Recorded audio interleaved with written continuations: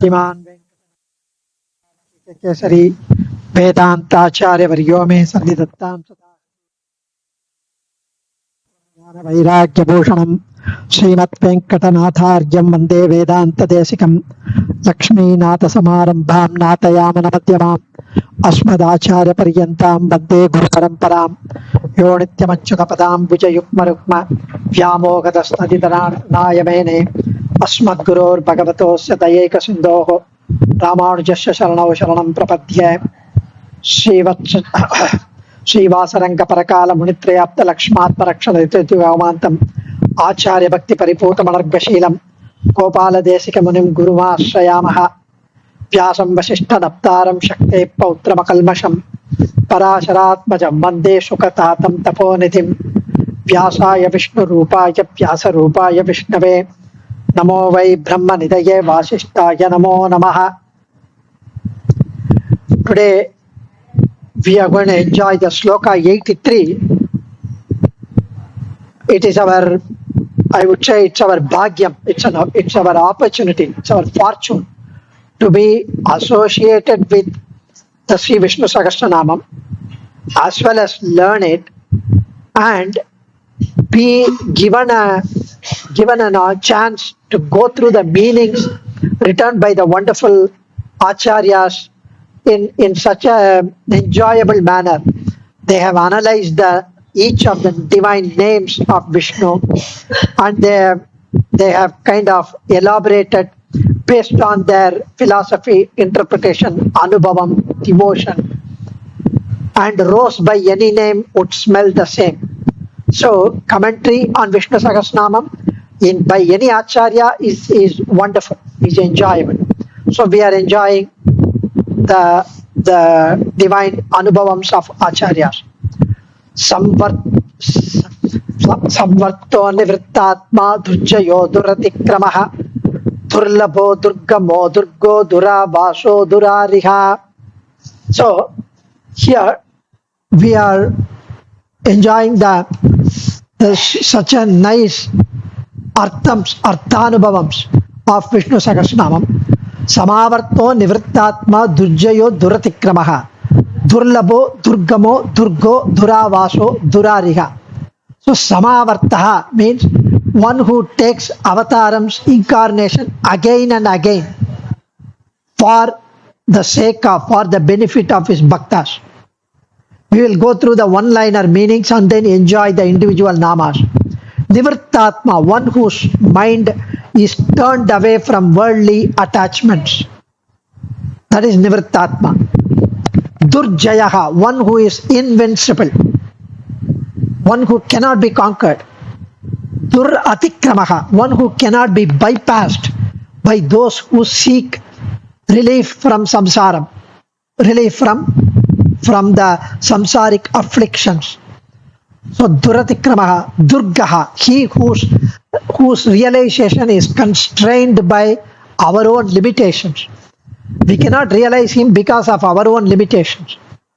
Duravashaha, Duravashaha, he whose place of residence, which is Sri Vaikuntham, is not that easy to attain. Durariha, the dispeller of the evil-minded enemies. So these are the one-liners of this wonderful sloka. Samavarto nivrittatma durjayo duratikramaha durlabho durgamo durgo duravasho durariha. Samavartaha, one who takes avatarams again and again for the sake of his devotees. In fact, the devas, the devas, they went and prayed to the Lord Sriman Narayana in Kshetrabdi, in Parkadal, in Milky Ocean, and requested him to take avatars because the world, the universe, the world was getting burdened with evil people, the demons, the asuras, and the evil-minded people, the enemies of devas, enemies of sadhus, enemies of bhaktas, enemies of rishis. Even the Bhumi Pirati was heavily burdened by these people. So he took the avataram as Krishna. Paritranaya sadhunam vinashaya chakrtam dharma samsthapanarthaya Stambhavami Yuge Yuge, he took the avataram. So he spent 125 years as Krishna, and he was about to go back to Sri Vaikuntham after the avatara purpose was over. So what happened? When Krishna was about to leave, his close friend Uddhava, he asked Krishna, what will people do without you? I know we cannot hold you forever here, but what will we do without you? He smiled and said, there will be a work Grantham by name Srimad Bhagavatam. And Srimad Bhagavatam is uttered, narrated by sage Shuka Brahma, Shuka Maharishi, to King Parikshit for 7 days. Srimad Bhagavatam was narrated by Veda Vyasa to Shuka Brahma. So Shuka Brahma was supposed to be like a parrot-faced rishi. Why parrot of all the things? Because parrot is the one which repeats whatever that is taught to them, will not add any more extra word. So Shuka Brahman simply reproduced what he was taught by his illustrious father, sage Veda Vyasa. So he repeated everything what was taught to him by Veda Vyasa on Lord Krishna, his Leela, his birth, and the entire Srimad Bhagavatam came out of Shuka Brahman as narrated to King Parikshit. Secondly, when the parrot speaks, it is so sweet, Parama Bhogyam. It's pleasing to hear, not like the crow, not like the peacock. So the parrot sings and so beautiful to hear. And thirdly, the parrot, whenever the parrot eats, picks up a fruit, mango for example, and if there is a mango that falls from the tree which has been touched by the parrot, then it is all the more tasty. Kili Kottina Param, they say, is tastier. But here the Srimad Bhagavatam, which is a fruit of the entire Upanishad. If Upanishad is a tree, the Srimad Bhagavatam is a fruit in the tree. And that fruit is touched, tasted by Shuka Brahman, the parrot. And hence it is tastier. So he takes incarnation as Srimad Bhagavatam. Krishna says, wherever Srimad Bhagavatam is uttered, is there in anybody's house, I am there as Srimad Bhagavatam. As it is not just some dark letter in a white paper. It is Sri Krishna who is there as a personification of Srimad Bhagavatam. So he is there, enshrined himself in Srimad Bhagavatam.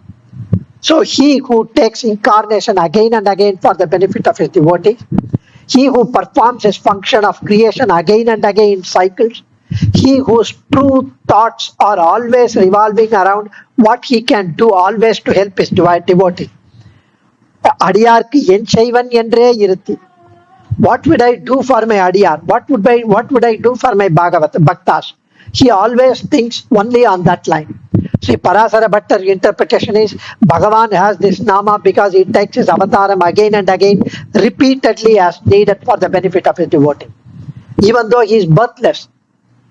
Pirappuyil pal piravi peruman. Thiruvaimazhi Nammalvar says, Pirappuyil pal piravi peruman. The one who has got no birth takes so many births.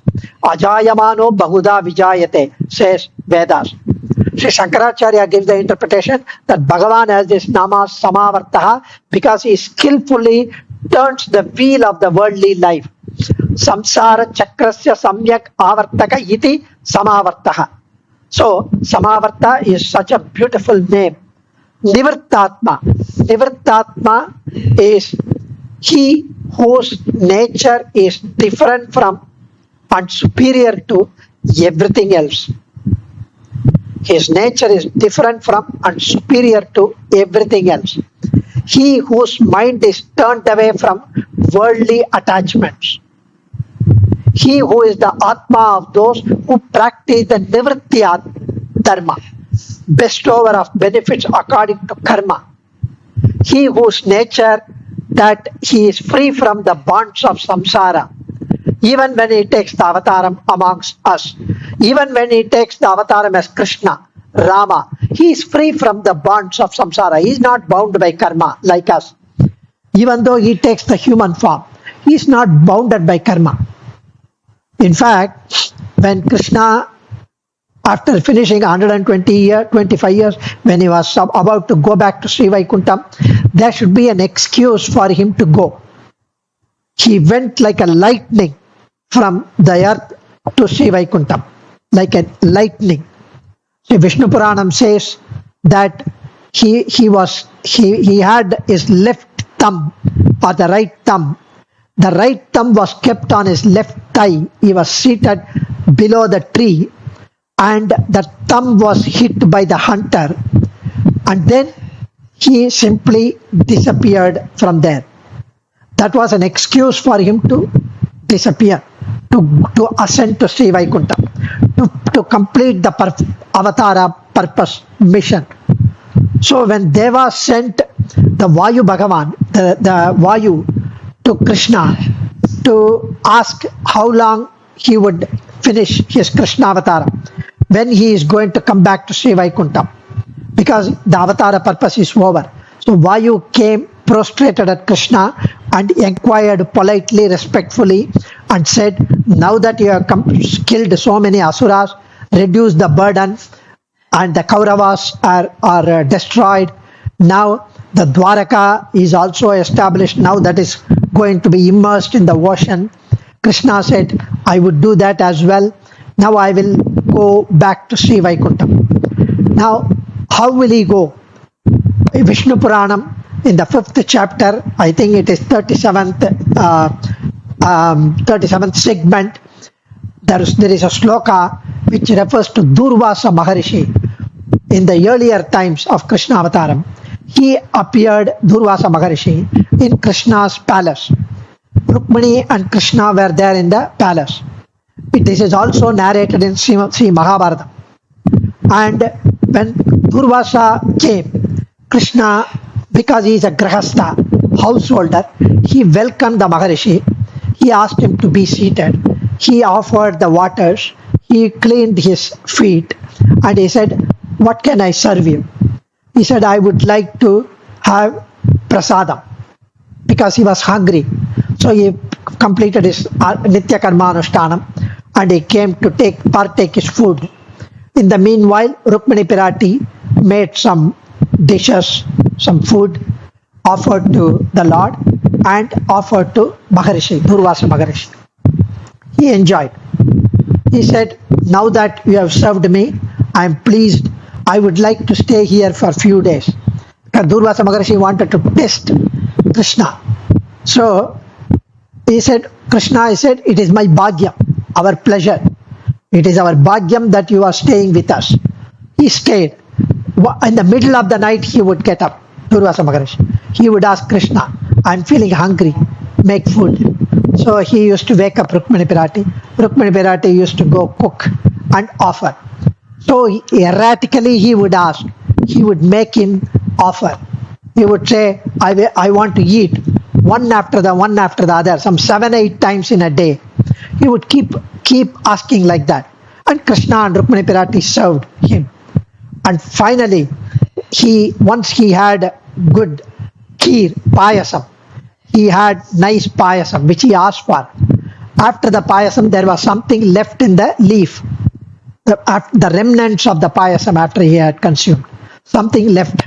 He said, Krishna, now you take this payasam and apply it, smudge it on your body. Krishna said, it is my paramabhagya.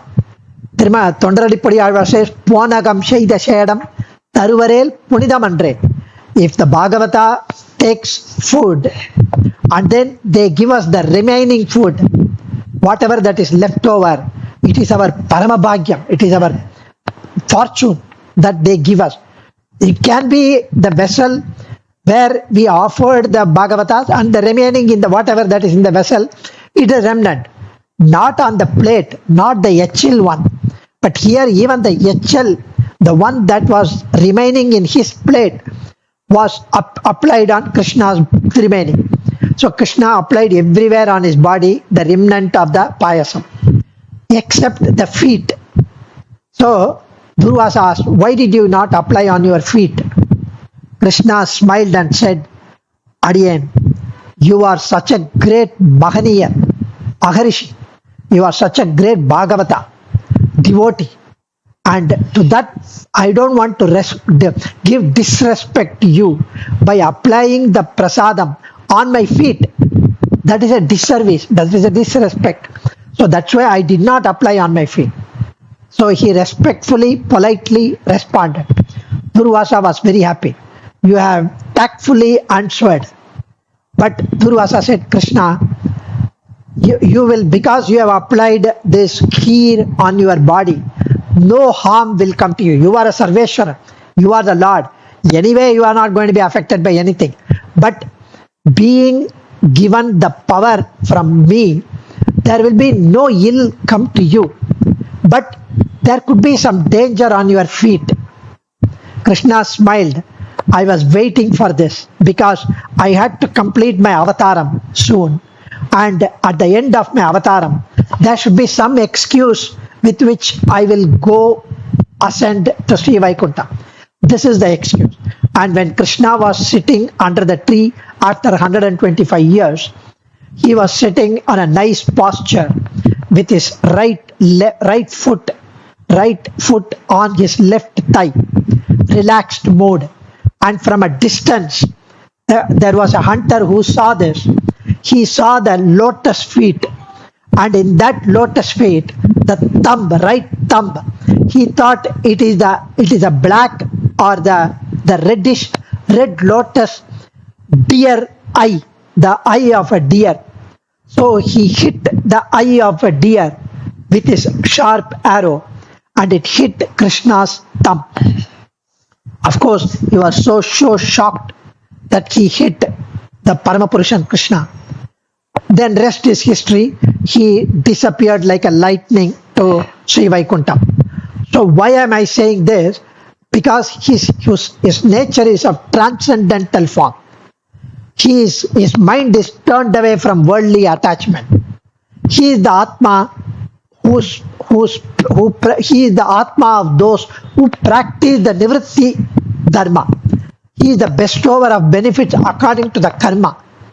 He whose mind turns away from the feeling of self-glory. So Shankaracharya's interpretation is Bhagavan is called Nivrittatma because he is free from the bonds of worldly life. The unbound self, samsara bandham. So Shankaracharya here says because he is present everywhere, there is no turning away from anything for him. So he is Anivrittatma. So he is not never, he is Anivritta. He is there everywhere. So here Samavarta Anivrittatma. He is there everywhere. And he is Nivrittatma because he withdraws the Atma, the Jivas, into him during Pralayam, during the dissolution. That is also another meaning. He whose mind turns away from the sacrifices that are made by those who are not qualified to perform those sacrifices. So here so beautifully it says Bhagavan's detachment from the feeling of self-glory over his greatness. Here he is the wonder of all wonder. He is the Swami of all three worlds. Vittirundu Ezhulagum Tanikkol Sella Varambilada Mayai Maya Varambilada Kirtiyai Tiruchandavrittam says. So with all the greatness, one would expect that he would have some self-glory, some pride of this creation, some egoistic. He is not, because he is Sarveshwara. Bhagavan is Nivrittatma. He does not have any sense of pride. He is only interested in our well-being, welfare. So that's the meaning of this. Then we have Durjayaha, he who cannot be controlled except by devotion. He is inconquerable. He who makes it possible for us to conquer our dukkam. He makes us possible to conquer our dukkam. He who can be won over by difficult process and difficult practices. Bhakti Yogam. Bhakti Yogam has got Ashtanga Yogam. Yama, Niyama, all that. It is not Ashtanga Yogam, it is Kashtanga Yogam, very custom. So Bhattar Vyakhyanam means it is impossible to bring him under the control by the ordinary power of human or divine being, even the Devatas. The only thing by which he can be conquered is by complete Sharanagati.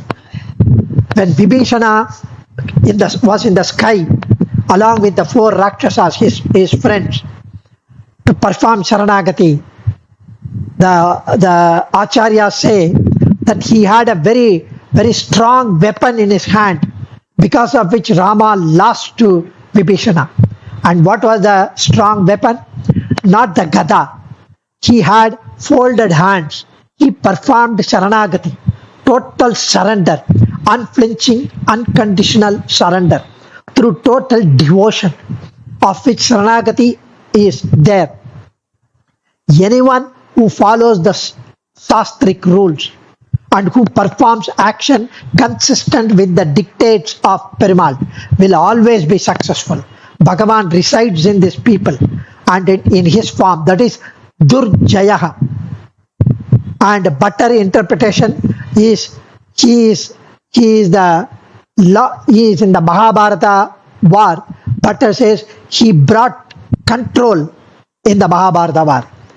When he wishes to reveal himself, he does not show himself unless you succeed in seeking and finding him.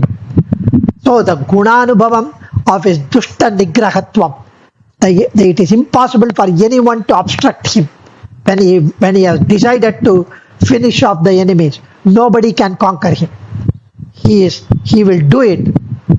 So what is there in this world that cannot be conquered by the person who has Bhagavan as his friend, who has Bhagavan as his mentor, who has Bhagavan as his protector?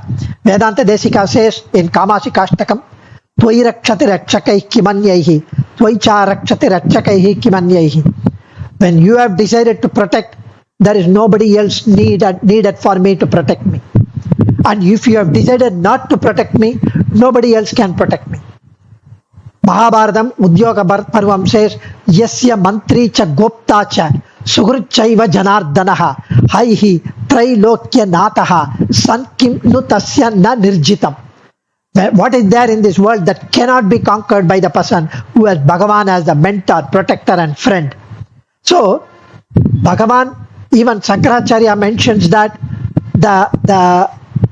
he who has never been conquered in any of his avatars, he who has conquered the desires and the rest internally, and demons and the asuras externally, he who is invincible, and he who is unconquered by gods, the devatas and human being and everyone.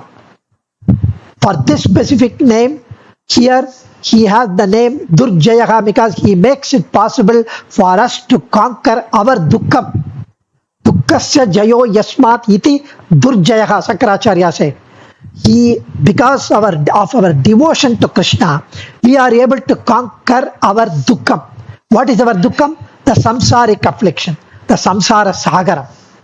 So nicely Acharyas comment these namas.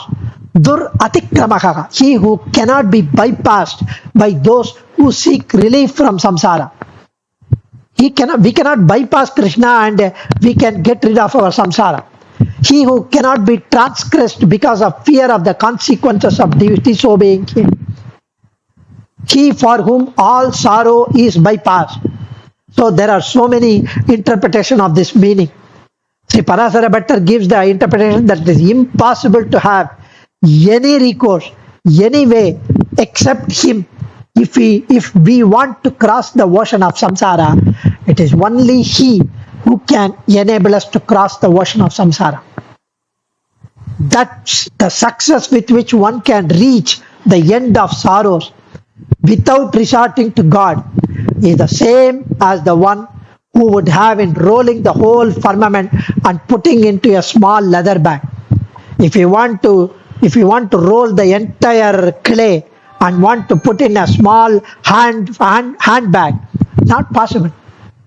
Similarly, who can attain salvation without worshipping Vasudeva? Vasudevam anaradhya ko moksham samavapnuyat. So, even Linga Puranam says all the Vedas are always singing in chorus, in one voice, that there is no other means of redemption, salvation, except the worship of Vishnu. There is no doubt about this. Sri Shankaracharya's Vyakyanam is, interpretation is, he cannot be transgressed. That's because he is the source of fear for those who trespass his order, transgress his order. If Shastra says something, if he says something through the Shastras, we should not dare to disobey them. Because through the fear of him burns the fire. Through the fear of him burns the sun. Through the fear of him functions Indra, the wind, the death. So we have a similar passage in Taittiriya Upanishad. Bhishasmadvatah pavate bhishodeti suryaha bhishasmadagnischendrascha mrityurdavati panchamayiti.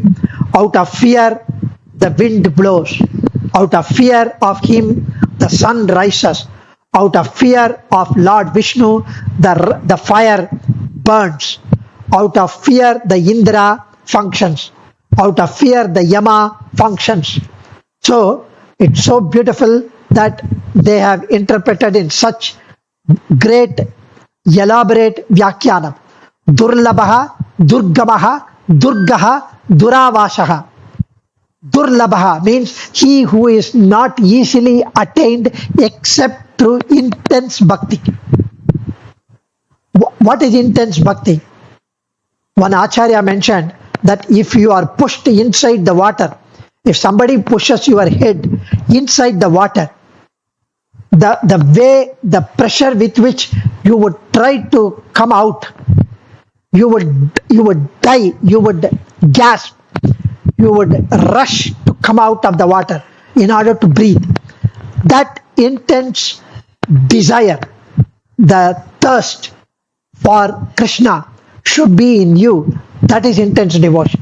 He who is not easily attained except through intense devotion. When Vivekananda went and asked Ramakrishna Paramahamsa, can I see God? Because he had asked many others. They said, no, you cannot. Because you cannot see him. You have to feel, experience. When he went and asked Ramakrishna Paramahamsa, he said, yes, you can see.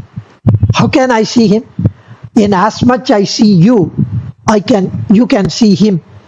Like you see me, you can see him. Only thing is, you should have a different vision. You should have intense devotion. One who is known only with difficulty. So one who can be attained only by overcoming several anticipated obstacles in our attempts to realize him. So Durlabaha, one who is not easily attained except through intense devotion. Durgamaha, one who is known only with difficulty. Durgaha, one who can be attained only by overcoming several unanticipated obstacles, challenges in our attempts to realize him. Duravashaha, one who is not easily retained for prolonged period, even by yogis, even by maharishis, during the deep dhyana, cannot be retained, cannot be contemplated. Duravashaha. So, Sri Shankaracharya's interpretation is, it's a multitude of unanticipated obstacles in attaining him. In addition to the known inherent obstacles that we know in the path of bhakti. When you meditate for prolonged period, even for the best of yogis, it is difficult. Sri Shankaracharya quotes Veda Vyasa's Slokam. Janmantara Sahasreshu Tapo Jnana Samadhibihi Naranam Hina Papanam Krishne Bhakti Prajayate. Devotion towards Krishna comes to those men whose papams are burnt by austerities, by jnanam, by meditation, practiced in thousands of lives, thousands of janmam, janmantara sahasreshu. After thousands of janma, we get that. Then you should not be deluded by that. Oh my God, now I have to take 1,000 more janmas. No, you maybe this is the 999th janma, because we are given an opportunity to go through these works, go through these chances of enjoying this divine nama. That is also His grace, the Lord Krishna's grace. Adumam avanadi innarul. His Paramakripai that we are given an opportunity.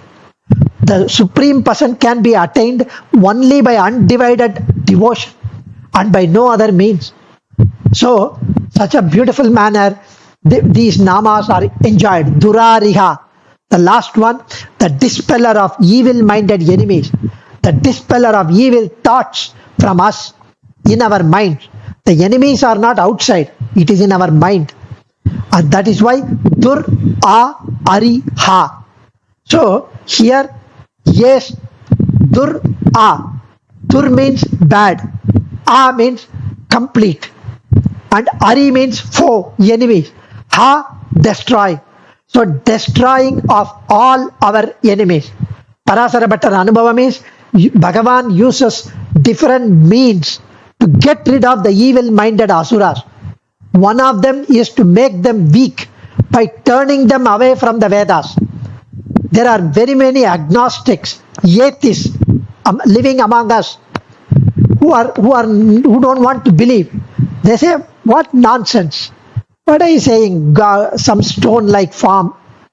I don't believe. What Veda? What is Sanatana Dharma? Because it is Bhagavan who make them turn away from all these things because of their karma vasana. That is the way to get rid of the evil-minded people. So by his powerful skill, Vishnu Puranam says, he confounded in several ways their minds and lead them astray, lead them go haywire, as a result of which there was no one among them who had a liking for the Vedas, who had a liking for the God. They say, Kadavulai Nambuvavan Kattu Miranti. He turns them away. They become averse to going in the right path. They are easily disposed of by the Devas and Devatas and God. To understand the significance, it should be kept in mind that even the Asuras will have the good effects of practicing the Vedas, and their power will correspondingly increase. By going away from the Vedas, their power will decrease. They will slowly become completely weak. So, Kalla Vedathai kondu poi puram pukkavarum kalandu asurai ullam pedam sheiditi uyir unda upayangalum. See, Thiruvaimazhi says, you are spreading the anti-Vedic thoughts. You are contriving to seduce asuras at the time of distribution of nectar as Mohini Avatara. These all are melting my heart. Why do you do all this, my Lord? Nammalvar asked. Like this concept of Bhagavan creating Maya Sastra by illusion, by delusion, this turned them away to mislead the enemies. So, this is what he makes them deviate from the good and proper karmas and makes them perish in the process by letting them take very many births and letting them suffer in the future births.